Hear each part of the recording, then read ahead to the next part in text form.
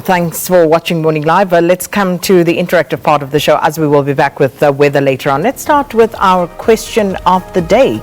And this is what we are engaging you on this morning. Of South Africa's 8,232 confirmed COVID-19 cases to date, there have been 3,153 people who have recovered.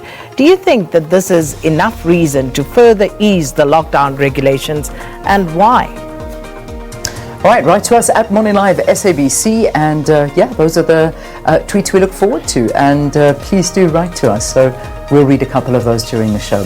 Right now, let's move on to the stories of the day, and first up, of course, is the number of confirmed cases. So here we go. These are the numbers. We've given them to you a few times, but just a reminder, South Africa has had to date, we've now gone up by 424 new infections to 8,232.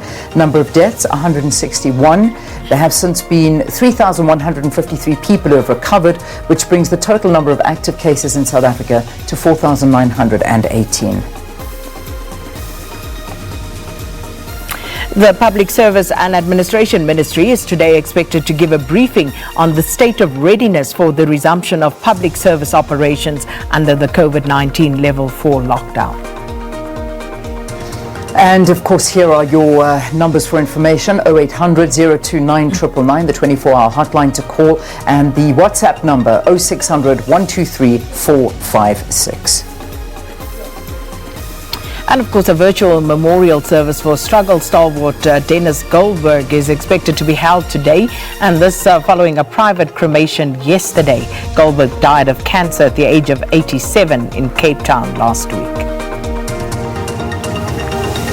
All right, let's take a look at your numbers now. The Western Cape, 3,994. That's where the infection rate's sitting at. In Gauteng, 1,804. KwaZulu-Natal, 1,204.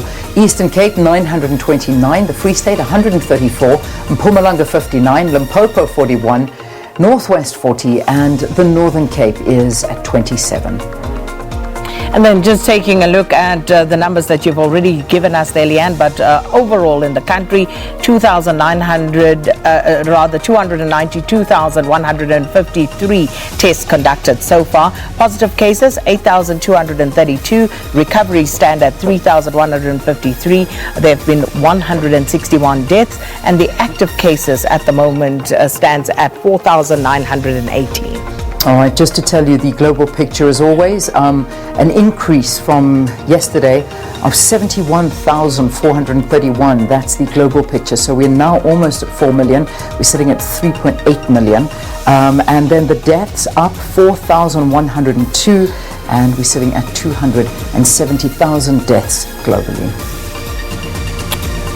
All right, so let's move on to those trending topics now, Leanne. And the one first up, hashtag JusticeForBobo, is a very sad one. Oh. Now, there is a video that is trending on social media of a young man called Bobo, and that, of course, and his nickname. And he went missing, excuse me, he was reported missing last week. But then subsequently, it emerged. All right, I'll pick up from you there. So I know that Sakina's probably clearing her throat at this point in time, but it is this awful video that's doing the rounds on social media. Just to repeat what Sakina said, I think I got through the opening and stopped it straight away. I can't watch those things, unfortunately. It really is disturbing, and it's a horrific video. And what has happened subsequently, of course, Sakina, I think you're okay now. So I know that you were telling us about it. So carry on where you were. I actually did watch it. I wish I could unsee it, but I can't. I did watch it, and it depicts this young man in a room, and he is severely beaten, and he's lying on a floor that is, there's blood, there's water, there seem to be the weapons that were used to assault him, and another person walks into the room telling him to essentially get up and start cleaning up. But you can see that he is beaten to within an inch of his life, so he's struggling to even pull himself up. The person coming in then proceeds to put his foot on him, and it's just so disrespectful and total disregard for the state that the victim is in, and essentially, goes on and walks out of the room later on. And then fast forward, we find out that the young man Bobo went missing. They did eventually find his body. Yeah. And so Twitter then went out and someone started this hashtag JusticeForBobo, trying to piece together what happened there, and of course also trying to identify who the person was who was stepping on him and whom people believe is responsible for Bobo's death. So we understand that arrests were made, Leanne.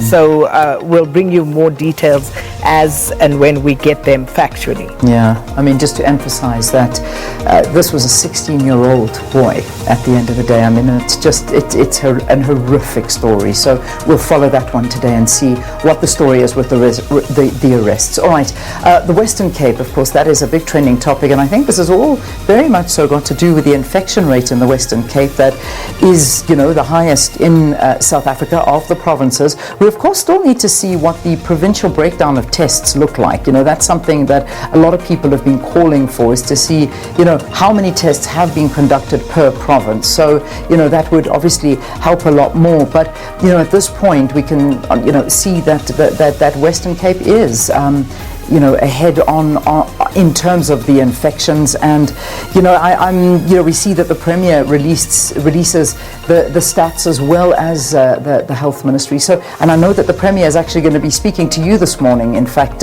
Sakina, so it'll be quite interesting to see what he has to say about this. So yeah, the Western Cape is a big one, and I know that the President is also expected to visit the Western Cape and in the next day or two to see what's happening there.